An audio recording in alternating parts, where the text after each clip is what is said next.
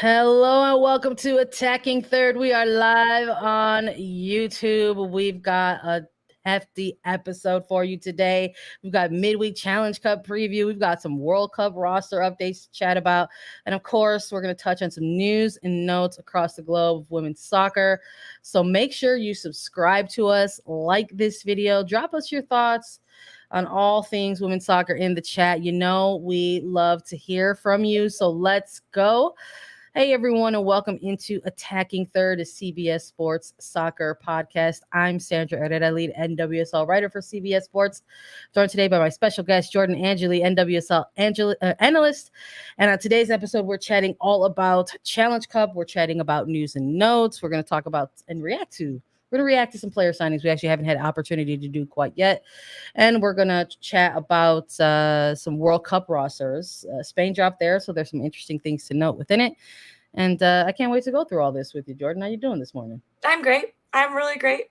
The Denver Nuggets are NBA champions, and it makes my little heart so happy. I wish I could have been there in the arena. It looked absolutely amazing. I just live pretty close to it, so I heard all of the festivities happening afterwards. But gosh, I remember watching Dikembe Mutombo at McNichols Arena with my dad when I was growing up. Yeah. And now the Nuggets, have another big man who is really the center of attention. It was so fun, Sandra. And I know you even got into it a little bit. I love basketball, and I think we were chatting about this too in one of our previous episodes where I'm just like, playoff anything is like the best time of year. So try to get into it or allow yourself to get swept up into it. You know what, Jordan, as far as I'm convinced, like the little bit that I saw last night, I was like, oh, the entire city of Denver is there at the arena. So like you could have absolutely been like, wow, it was crazy. I couldn't believe I should have pretend. I'll pretend. And I would have believed, I would have been like, yes, that's 100% true and accurate. I believe it. I believe it to be true. I'm glad you're having a good morning. A victory Tuesday, an NBA championship victory for you. I think is a great one to start your morning. I'm good. I'm great. I got a good night's rest. I was excited to wake up this morning and start my day chatting about all things women's soccer. I think that's the best way to kickstart your day. So I'm in good spirits as well. I hope everyone joining us in the chat is in good spirits as well. A quick reminder to everyone before we start getting into our segments here. We're live on YouTube, so subscribe to us on YouTube so that you never miss out on alerts for whenever we go live, and you can join us in the chat and get active and let us know your thoughts as well. We're also a podcast, so follow, like, and subscribe so that you never miss out on a single episode. Jordan and I are going to run down all of these awesome segments for you. We are missing Lisa Roman as always. She's still enjoying time on her honeymoon. We'll welcome her back when she's ready to return. But let's hop into all things soccer. We've got, count them, 1, 2, 3 Challenge Cup games midweek. We've got Washington Spirit versus North Carolina Courage, Racing Louisville versus Houston Dash, and Kansas City Current versus Chicago Red Stars. So one East region battle, and then we've got 2 Central regions. Let's start with the lone headliner for the East region. Let's run down Washington Spirit versus North Carolina Courage. This one's kicking off at 7:30 p.m. Eastern. You can catch it on Paramount Plus. The East region, when we were last speaking about them, Jordan, we were doing a preview because that's our job.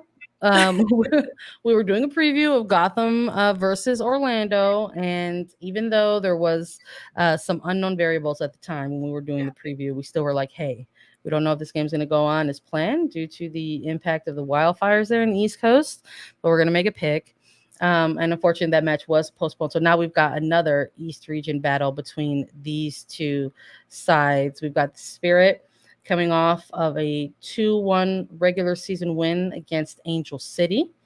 And we've got North Carolina Courage coming off of a massive scoreline against Chicago Red Stars, where they dropped 5 goals and a clean sheet in their latest regular season win. When we're looking at Challenge Cup and this East region, we both agree that this group kind of feels like it's a little bit up for grabs. Yeah. That anyone could maybe really exit this group with that kind of first claim to that first place title. And with that postponed game between Gotham and Orlando, it feels like one of these teams can do it. So do you have a winner? Do you have a loser in this one? Do you think it might shake out to a draw?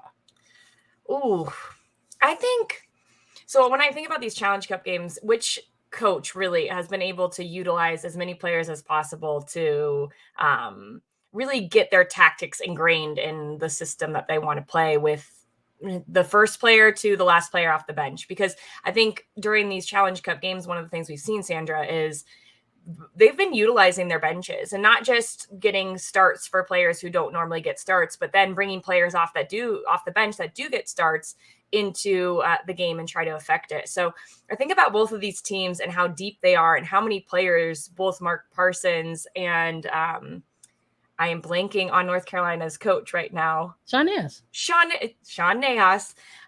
Both those coaches have used in this year. So I think we're going to see like what we normally see from these teams. So in my opinion, I think North Carolina is going to come in there, and I'm going to say this again. Washington is going to like me because I feel like I've said a couple of people going in there, making them lose. But I think that this might be the one where North Carolina goes in, and the last Challenge Cup game was a wild one at Washington, that 4-2 game against Orlando. So they show that they are a little bit susceptible.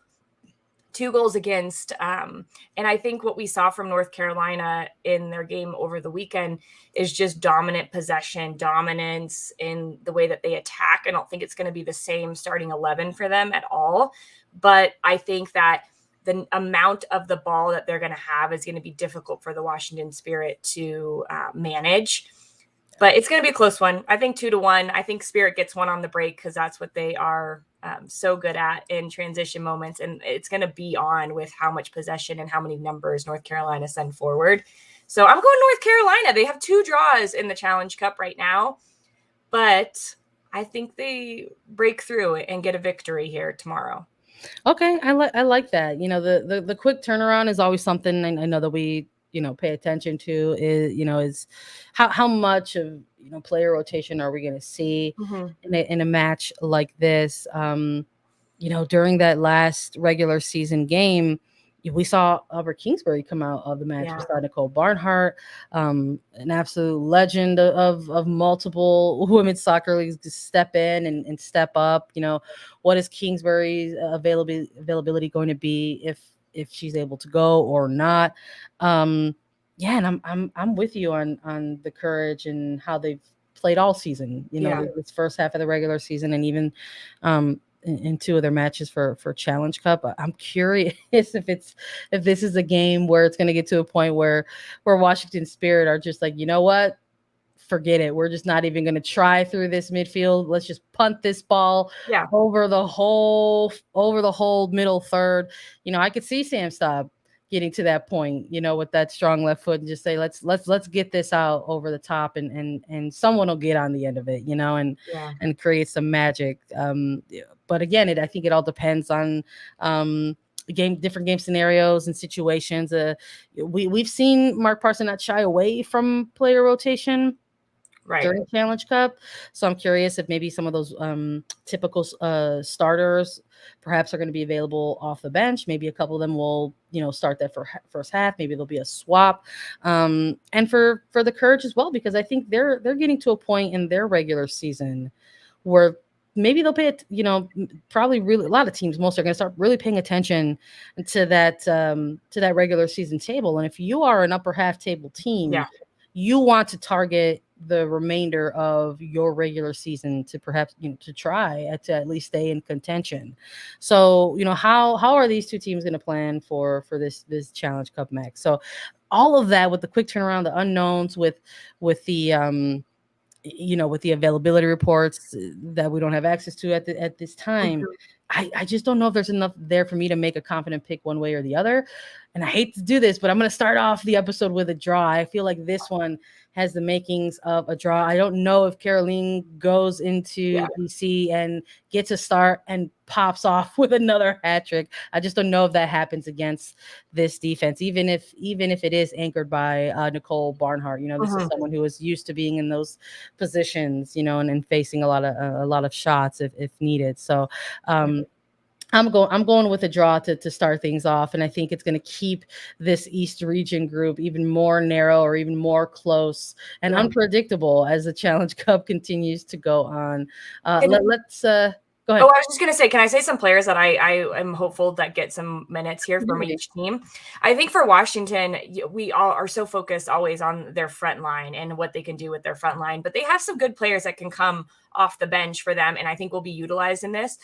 Chloe Ricketts, I think we'll see a lot more time from the 15-year-old and to see what she can do there. Savannah Coleman has played really well in the Challenge Cup games. She is a Colorado native, went to Stanford, suffered, and then CU, suffered a lot of injuries, and is finally fully fit again. I've known this player since she was 14 years old, and she just has a drive and an intensity that I think Coleman is going to be good in this game, because there will be moments where they're going to have to battle for the ball. So I wouldn't be surprised if she gets the start or significant minutes. And then Riley Tanner, she had a goal she contributed to one of the goals in their game, their last game. She's just a really smart player, good speed, getting in behind. So I can see Washington utilizing those three players up front. You mentioned Sam Staub. I wonder if they rotate Staub just because she has been an Iron Woman and is so good.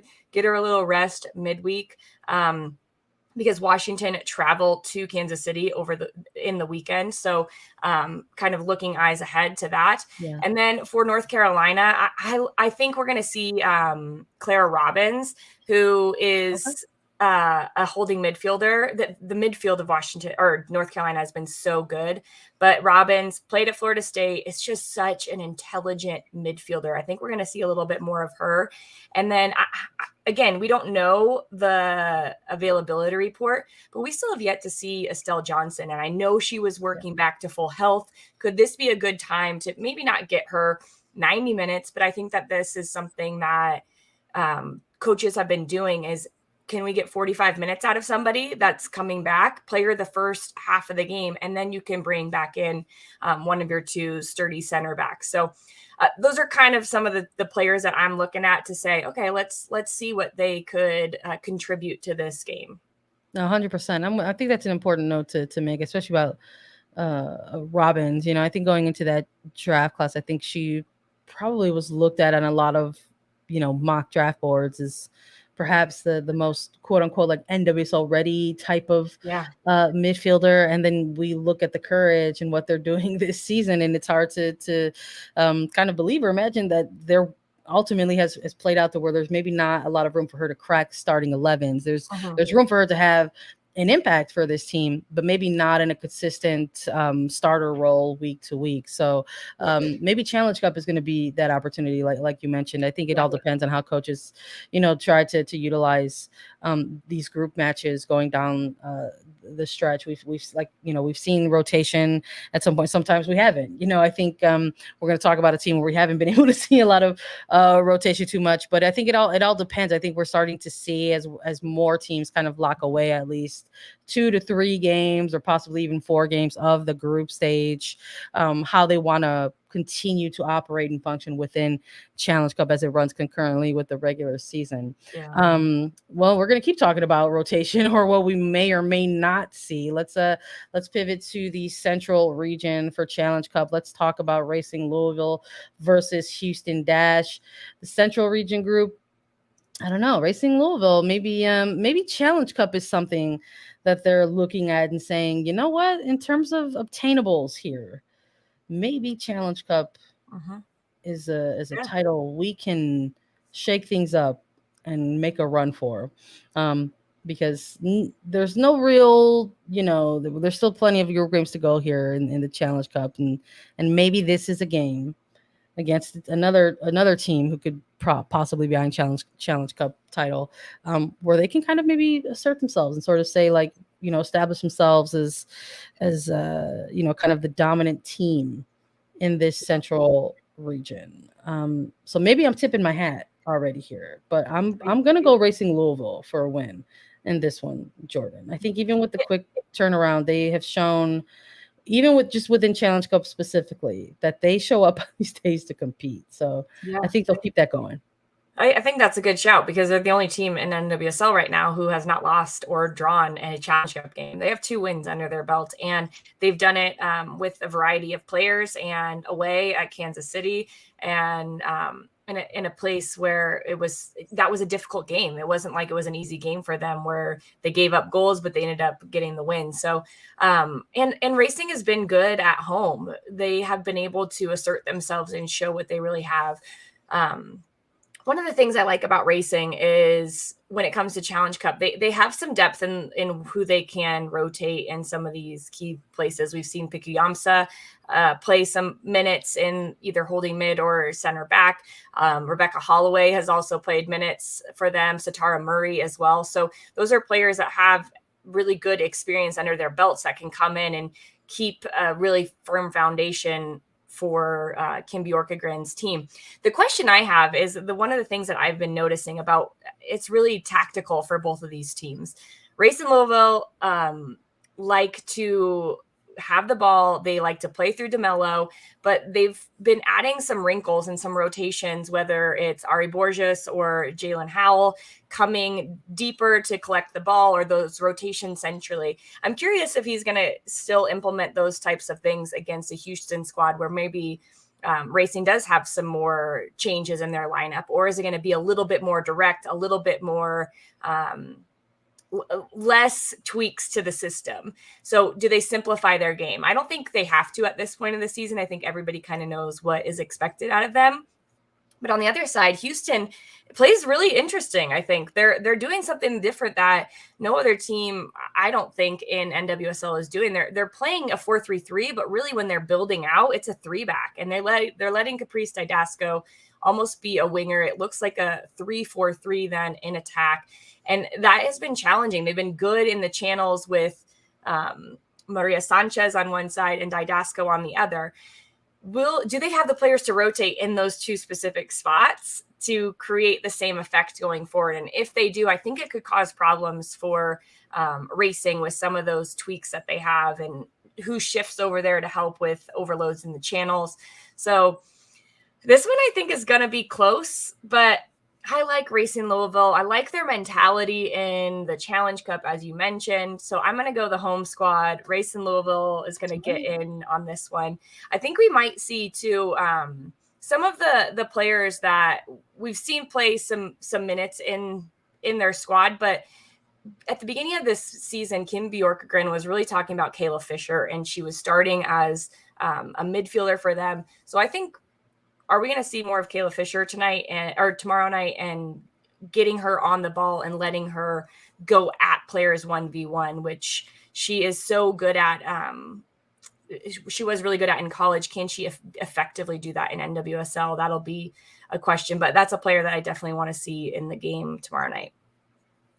I'm with you on that. I like that we're both going Racing in this one, but I was getting a little nervous whenever we're on here and we make similar. I know it hasn't worked out for us. Right? It hasn't worked out so far, but I'm hoping that maybe Racing in this Challenge Cup game can go ahead and break the curse there. We'll see how these 2 teams look head to head. You can catch all the action on Paramount Plus, so make sure you tune on in. We've got one more game to make a final prediction and pick on. It's Kansas City Current versus Chicago Red Stars. Again, you can catch this one at 8 p.m. Eastern. You can catch all the action on Paramount Plus. Let's make some picks here. We've got Kansas City Current and Chicago Red Stars currently struggling in their regular season. They're sitting low at the bottom half of the table here. I believe it's Chicago in 10th place and then Current hanging out in 12th. But things can change in the Challenge Cup for them. You know, it's kind of like that's what I'm looking for. I think I alluded to that a little bit in previewing Racing and Houston.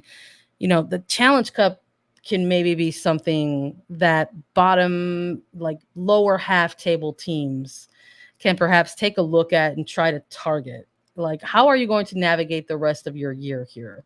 Are the playoffs in the regular season and an appearance in the postseason something that is obtainable to you and your players, or is something like Challenge Cup maybe the way to go in order to rally around and say, hey, there's titles to win here still in this NWSL season, and for us it's going to be Challenge Cup. Why not put your eggs in one basket? And I'm curious if maybe we'll see some of that energy in either of these central region matchups now with Kansas City Current, Chicago Red Stars. Another quick turnaround. I'm curious to see what type of rotation there will be, if any. These are two teams that have had to struggle with availability reports, and because of that, we maybe haven't seen the type of rotation that we have seen across other rosters competing in Challenge Cup. And I don't know if that's going to change in this match either. I think we'll still see some usual starters for either of these teams compete in their Challenge Cup head-to-head against each other. I won't be surprised if Dabinia plays some minutes in some capacity. I will not be shocked if Alyssa Nair is in goal, for this game on Chicago Red Stars. So it makes me wonder if knowing that, Jordan, if it sways you one way or the other for a winner, loser, or draw here. Yeah, I agree. We're looking at these other teams and we're thinking, all right, here's some of the rotations that we're likely to see. I think it's more difficult for both these squads, and we're not the coaches. Imagine what it's like for the coaches. Yeah. And one of the reasons why we're seeing them without a lot of depth too is because they've had to play through these stretches where they've had Challenge Cup games in the middle of the week without rotation. So it's like almost added to the problems that they've had. I think Kansas City is definitely getting healthier, and we're seeing that with Elizabeth Ball coming back, Morgan Gautreau getting some minutes. But for Chicago, I see it in the chat, and I kind of agree with you. I think it's a time to rest Alyssa Nair. She has been working in the back there for them. And, it's difficult to look at the regular season standings and see how many goals have been given up for Chicago, because that's the USA's number one goalkeeper. And, you want her to feel confident if you're a fan of the United States, which I would imagine a lot of us are. You want her to feel confident going into a World Cup. So can you give her a rest midweek? Give Emily Boyd some time, good, experienced goalkeeper. So maybe we see Boyd in net and just have a little bit of rotation. I know, Sandra, maybe you don't agree with that, but it is just time, I think, for some changes to happen for Chicago. And looking at their roster, I don't know where else they can really dip into some of those changes. I would imagine we see a little bit more time for Kayla Sharples, who's just coming back from an ACL injury. So can she get some more time on the field? Ava Cook has been good as of late, so I would think that she gets a little bit of time, at least at the beginning, to try to set the tone. But Jenna Bike has been good off the bench for them. So there will be rotation, I think, for Chicago. But for this Kansas City team at home, they've been good in Challenge Cup. I think had a good performance in the last Challenge Cup game at home. They didn't win it, but it was 3-2. They score some goals. Dabinia gets on the board. They have the potential to set the tone. And now I feel like they have it was so rocky for Kansas City for a while. And they're playing a 3-back or a 5-back. They're letting their wing backs be a little bit more productive. So I wouldn't be shocked if Kansas City starts at least with a very similar lineup to what they've been playing, to keep some of that consistency and to keep the confidence in the squad. And then we see some rotations at halftime. Maybe you bring in 3 different players to add the depth, to show off the depth of this team. Maybe we see Elizabeth Ball start, Morgan Gautreau start, because then you can always take them off if they can't go more than 45. So I'm thinking this one, it's hard to pick against the Current at home against the Red Stars, just the form that they're in right now. So I'm going to go Kansas City Current with a victory in this one. I didn't even go 1 draw today. I respect it, but again, it makes me nervous because I'm right there with you. I feel like the Current have a little, or at least a little bit more than Chicago do, having, to go through a midweek match. The Current are able to just sort of operate on a short week at home, not have to worry about the turnaround. No, it's not the longest trip from Chicago to Kansas City, but it's still an away game, right? It's still a road game for them, and they have to account for travel as well and a quick turnaround. But I'm with you 100%. I would like to see rotation for Chicago at this point, even though they have found themselves in moments in which they have been unable to do that. Going to the last regular season game against North Carolina Courage, watching Emily Boyd, be one of the last players to go through warm-ups in that game. I mean, why not give her a start in this one? I'm with you 100% on that. We haven't seen Addie McCain, and she's someone that's been taken and removed from the availability report for Chicago as well. So, is this a game where Addie McCain gets involved, against her former club in Kansas City Current?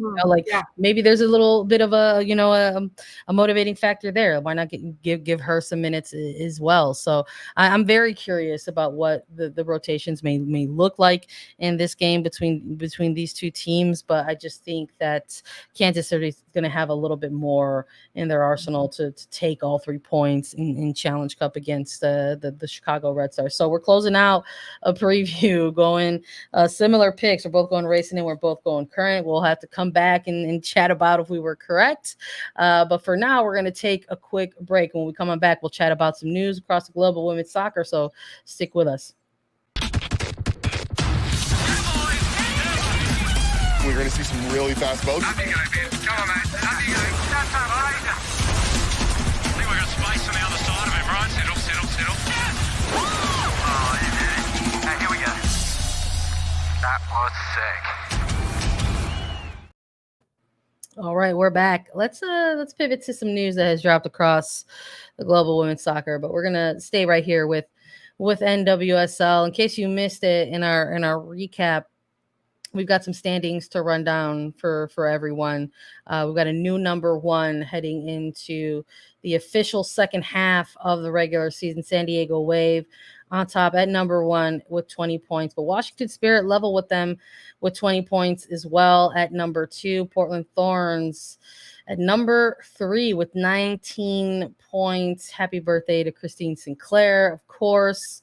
OL Reign at number 4, also with 19 points. Gotham in 5th place, and North Carolina Courage rounding out the top 6 with 17 points. On the outside looking in, it's Houston Dash at 7, Orlando Pride at 8, Racing at 9, Chicago Red Stars at 10, and Angel City at 11 with Current at number 12. So it's a little bit of a mid-month check-in. We'll see how things shake out. At the end of the month, we like to go month to month here, sort of just see where the standings lie as we go into July. So we'll check back in with those. I don't know. I think they shifted around in April. They shifted around in May. I will not be surprised if they keep shifting around in June, especially. It's 1 to 3 points that separates the top 6 here. It's wild. We saw this last year, Sandra, at the end of the season, just the push for not only Shield, but for the playoff race. It was so close in NWSL, and still with a lot of the draws. I mean, Kansas City is not by any means out of this, and they're the last place team. They have 9. They only have 11 less points, and there's so much movement in the table, and I think there will be as this season progresses, because we're seeing the Pride play really good soccer. We're seeing Louisville play really good soccer. So I think, one win, North Carolina is back all the way up to the top. So I love this league because there's so much parity in the results any given day. And it also makes it fun to watch. But I think for right now, what we're seeing out of San Diego Wave when it comes to who they are defensively, they're hard to beat. They're hard to break down. And so at this point in the season, it doesn't surprise me that they're sitting number 1. Yeah, no, me neither. We'll see if they hang on to it for these next few weeks to close out June. Let's chat about some records that were smashed across the NWSL over the weekend. We want to give a little spotlight to Lynn Williams, because with her penalty conversion over week 11 that broke the deadlock between her and Christine Sinclair for the official number 2 on NWSL goal scorers. So she sits just 4 behind Sam Kerr, who is the leading all-time goal scorer in NWSL. There's a lot of season left to go, Jordan. I mean, it can still stay close. I mean, Christine Sinclair is still in it with 73 right here.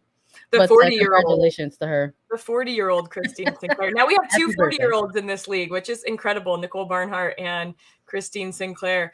This is, I wouldn't be surprised if Lynn Williams not only gets this record this season, but also just blows it out of the water. And the way that she's been performing and her work rate and her ability to put herself in good goal scoring situations, either all on her own or with the help of her team and finding space within the box to really utilize and capture. She's been so good. And this is her coming off of a difficult injury. I don't know what she did in that rehab, but man, her mentality is right. Her joy for the game, everything that Lynn Williams is doing right now is working. And I think she's going to be there in the middle in just a few games on this graphic. Yeah, I was thinking about it in terms of just the timeline of it all, you know, and this is a player that we have as a lock going to the World Cup. And I would anticipate that even if, what the end game of getting all the way to that final game, if that U.S. national team finds themselves spending extended period of time in the Southern Hemisphere and coming back, and maybe you need some time to recuperate from an experience like that, that there's still going to be some weeks for her to continue to build on this goal scoring record. So it's wild to think about the timing of it all and how she's been converting. So it's something that we're going to keep an eye on Golden Boot watch as well, of course, but I think this is a very unique, the all-time record is a very unique and special thing as well. So I think something that not too many people can be involved in, and the fact that it's already narrowed down to a Williams and a Sinclair, I think is very exciting. We're seeing a lot, not just that record, but over the weekend we did see Lauren Barnes reach 200 games in NWSL. Kudos to the goal scorers. I love that. Yep. But one of the things I love is, I was part of this league when it started, and to see that there are players that have played now 200 games, that is something that we as people covering this league, we as people who are fans of this league are so proud of, because it means that it's sustainable, that it has been here a long time, and we've never been able to experience that before. So it doesn't shock me that it was Lauren Barnes. I think it said she played in like 93% of the minutes. Oh, wow. Like something crazy. And like all with the same club. All with the same club, yeah. They refer to her as a Reign original, and it's just it's wild to even see that milestone be reached in this league. But to do it all with one club, I think is a little bit underrated. And I'm right there with you. I think it's a record that you can point at, and say like, hey, like, the league is still here. It's still growing. It's still moving. We're still shaking. Absolutely. Congratulations to Lauren Barnes and reaching that milestone in the league. We wanted to give ourselves the opportunity to react to some player signings. And we're still going to stay with NWSL in this, because we realized that even though we've previewed a couple games of with Angel City over these last few weeks, we did not get really a chance to react and talk about their recent announcement of Amandine and her deal with Angel City. So the club had announced that Amandine Henry has officially signed with Angel City. It's a multi-year deal, and I'm a little bit curious of how this player is gonna fit in with this team. I think it's a great pickup. I think I should preface anything that we're about to say by starting off with that. I think the opportunity to get a caliber of player like Amandine Henry back into NWSL is massive. But the fact that it's Angel City, I think you automatically say this is the signing that will absolutely help them. But we're talking about timelines of things, and we are incorporating more World Cup coverage as it gets closer and closer. And we talked about France as one of those teams dropping a preliminary roster. I don't know if the timeline is going to match up with the impact, Jordan, because this is a player that could also possibly spend a lot of time in the World Cup if France, excels in their group stage. A, if she gets named to the final roster, and B, if they excel in the group stage, and C, if they excel in the knockout rounds as well. So I think it's great that they signed Amandine, and I think it's even better that they signed her to a multi-year deal, because I don't know if we're going to really have enough time to see the impact in year one. Yeah. I need to go back and see how many games like each team has after the World Cup break. I think it's like 6 to 7 potentially in that range, 5 to 7. It depends on the team. But this is, just think if she can get in a handful of those games and how tight the schedule or the schedule, the ranking, the standings. The table. Yeah. I couldn't even think of standings. How tight the standings are right now. I think that we're going to see them continue to be really tight as the season progresses. So there is a potential for her to impact this year, but I agree. I think the most important thing is it's a multi-year deal, which Julie Ertz is not on for Angel City, is not on a multi-year deal. But what I get excited about for this roster at Angel City is I've talked a lot about how I feel like this midfield could be upgraded, and they don't help and support and move through the lines as well as I think they could with the system that Freya Kuhn wants to play. So Henri gives you a couple of different looks. I think you could play with Ertz as a 6, and you could play 2 8s with Weatherholt and Henri as the 2 8s, and then you can move McCaskill higher up on the field and play her as a pocket winger, as a winger. There's different looks that you could say, or bring Henri in next to Ertz and McCaskill still plays centrally. But you get a player who's really good at ball retention. She can progress the ball through the lines, through dribbling or passing. I was in Orlando over the weekend and actually was staying at the same hotel as the Thorns, and I did speak to a Thorns player who's about this, and she said, yeah, I thought she was Thorns for life, so we're gonna have a conversation when we play her. But, I love that. But I think it's really good for the league to have these types of profile players come back, because there's going to be a lot of growth in this league, Sandra, which we know. There's 2 more teams coming next year. There's a potential for 2 more teams coming the next year as well. So what the league has to do is make sure that it is growing the talent within the United States, which is number 1, I think, the priority. But number 2, in order to grow that, you have to have competition at every single line of your field. And Henri coming into the midfield of Angel City adds to the competition day in and day out that they're going to see, which is going to up the level of this Angel City squad. And they're going to look better because of it. I'm not saying it's going to be immediate results, but every coach wants competition day in and day out, and they want it to be hard to pick a starting 11. And she's going to help them with that. Yeah, absolutely. I think, I think she'll be limited, right? Just because of the timeline of it. But I don't think I don't think there's an area or phase or stretch of the season where she'll have 0 impact. I just think it'll be a short one. But I think you make it. I love that tidbit about Portland and Amandine and going to a new team. I think that angle is also important though as well. I mean, this isn't just, they're getting a European player that is not unfamiliar with playing within the NWSL. So I think the mental component, hopefully the muscle memory, right, will be there with Amandine Henri as she makes her return to the NWSL. This is a player that you might not have to go through the game planning or the conversations about, how a transitional of a league this is, how maybe sometimes there are going to be games where it can get kind of physical in those middle thirds. She's not unfamiliar with that at this point. This is a player who's maybe in a different phase of her career right now, but was in the league in 2016 and 2017, won titles with the Thorns. So again, not unfamiliar with this. And I think that's also a really huge asset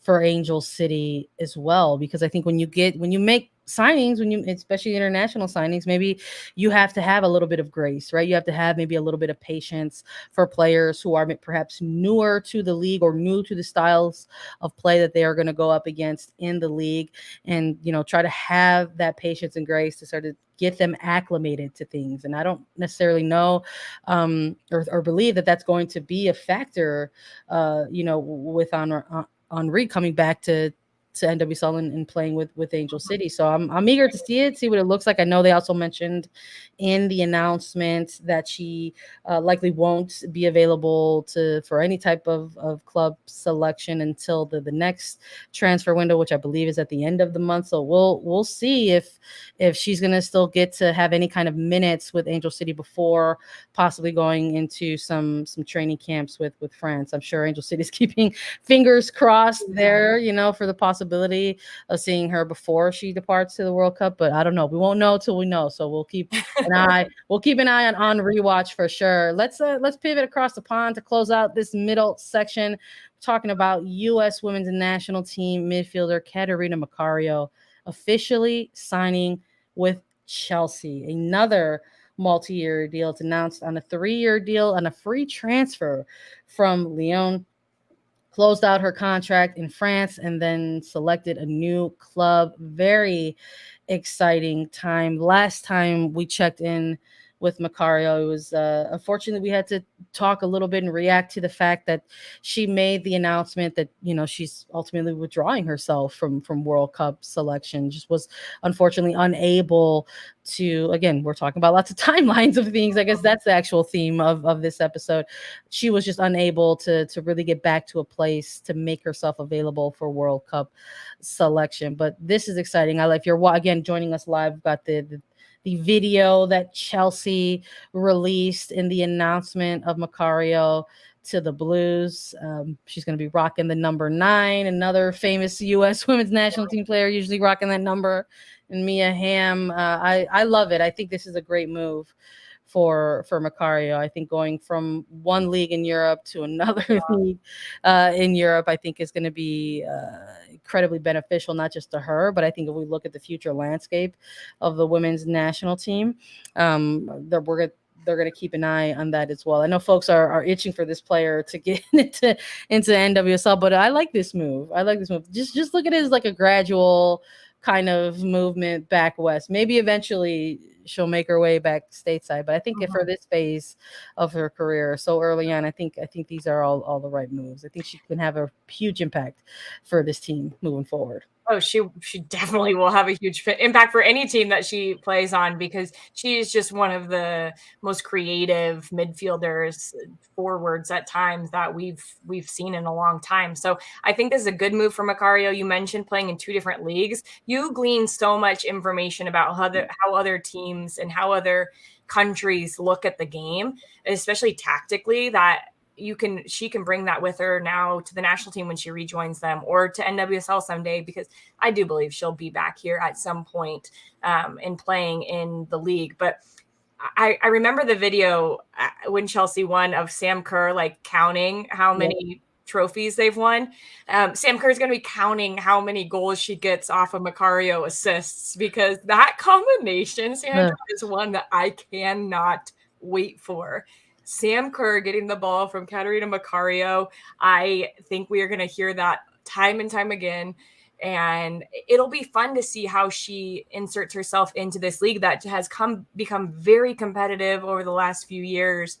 It asks something different of you tactically. Can she adapt to that? I think 100% yes. And she's going to hit the ground running this season, because she isn't, I think she gave herself a little bit of a mental break by saying, I'm not going to be part of the women's national team. I cannot imagine as a player with the drive that she has, what that felt like to withdraw yourself from the biggest thing that you could ever do in your career. But also it shows you a little bit of what her head is like, how steady she is in decision-making. So this wasn't a decision on a whim to go to Chelsea. I think it was very purposeful. She knows that she can get better there. This is going to be a growth for her under Emma Hayes that I think we're going to see her develop a lot as a player in different ways. So Yeah. I cannot wait. And she looks really happy. And that's all. Yeah. Like to go from, it's probably a great contract going to Chelsea. There's a lot of demand for this player. So it's hard not to be happy living in London. Like, yeah. No, I think there were, it was rumored that there were multiple teams, right, in the running and in pursuit of trying to sign Macario in Europe specifically. I know Chelsea was one of those teams, and I think you could point to almost any club that might have the money to move or make a move like this and say they were interested in Macario, right? I think we heard Barcelona and Bayern as well, but massive. And I'm with you. I can't wait to see what it looks like, the play between her and Kerr and moving forward. I think again. Timelines are the theme of the episode, but you've got Sam Kerr on a final year of her contract, and again, what's that going to look like? And I think they have their eyes on the prize, right? They want to get that long elusive Champions League title, and this is a player that can maybe come in and provide some added oomph and some added X factor to try to get them over that hump a little bit.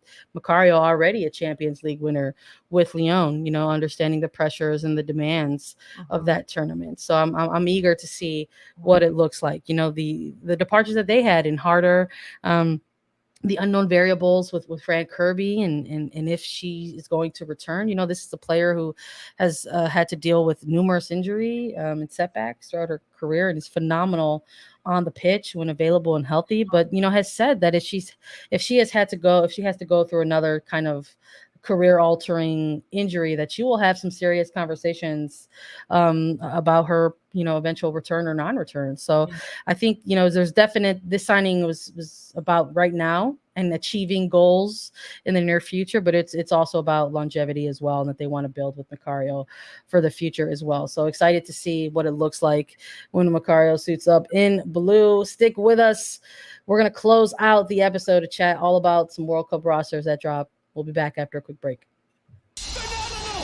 Absolutely magisterial here.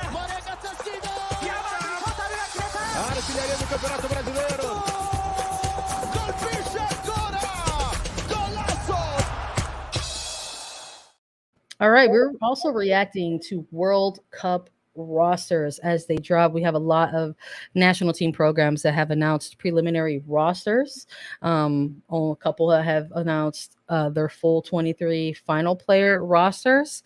But we want to take a moment to react to Spain's preliminary roster. They just dropped it the other day. If you're joining us, listen on back to some of our reactions to the other national team programs that have dropped. But Spain is of a particular interest because of everything that's been going on with their national team and players who have tried to speak out and try to fight for better resources and their national team program. If you look here, joining us live, we've got an image of the provisional roster. Of course, Alexia Putellas, a big headliner.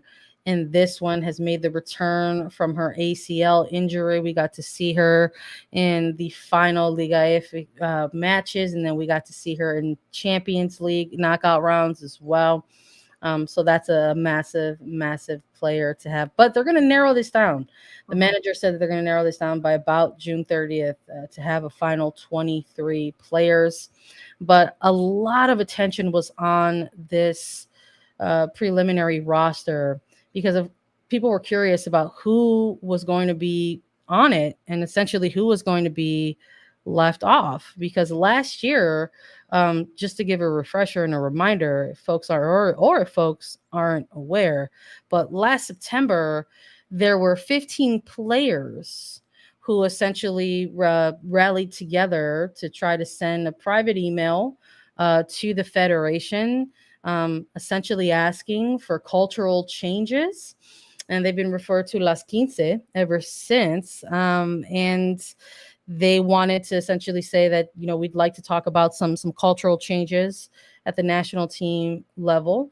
And unless there's a joint agreement to have these conversations, we have to continue to refuse national team call-ins. And unfortunately, the Spanish Federation kind of flipped the script on these 15 players, and essentially said that, players cannot call for the firing of a head coach, which is, from what we understand in that email, was not something that they asked for.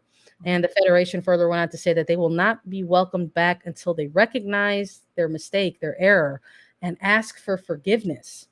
And it was quite the headlines around, this team in their state at the time. And since then, we've seen a lot of players, many of them who play for Barcelona, go on to reach, more success with their club team.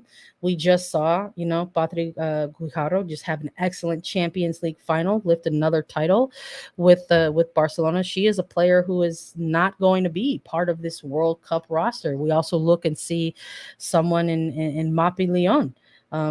As well, Sandra Paños is another big name to not be part of this Spain national team roster. And this is just the provisional roster, right? A preliminary roster. So they're not even in to compete for this final 23 player roster. And it's an uncomfortable, I think, situation around this team as they prepare for the biggest tournament in the world. I think that's the big question, Sandra, is how much is this going to affect the team that is prepping for participating in the World Cup? The 30 that we just saw going to be narrowed down to 23 without that list of players who have over the years been so influential in this Spanish squad. So how do those 30 players focus on them and not get dragged down by, there's going to be a lot of talk around this team. Yeah. Now we're already talking about it. As the World Cup starts, they're going to be talking about it on all of the broadcasts because they're going to be without really big named players for Spain. I will say the players. So when the U.S. played Spain in the fall, it was right after this had happened. And so there were a lot of these players that got experience against really big teams, mainly the United States. They got a 2-0 victory against the United States.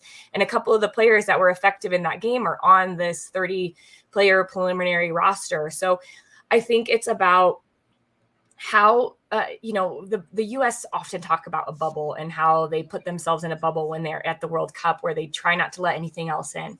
Can this Spanish squad do that? Because, Sandra, when we've seen them play over the years, like this could be one of the best chances for Spain to make their best run at a World Cup. But now they're without all these players that could have really been effective for them. How do these players put themselves in a bubble and say, hey, we know how we want to play. We want the ball. We want to be effective. We have some talent still in who we're bringing because it's still a very talented roster. But it has to be about us. And it's interesting. The whole situation is really interesting. It's sad that this is how it's come to be, that we're going to be without these players. But, I think it's also really bold to stand up for something that you believe in.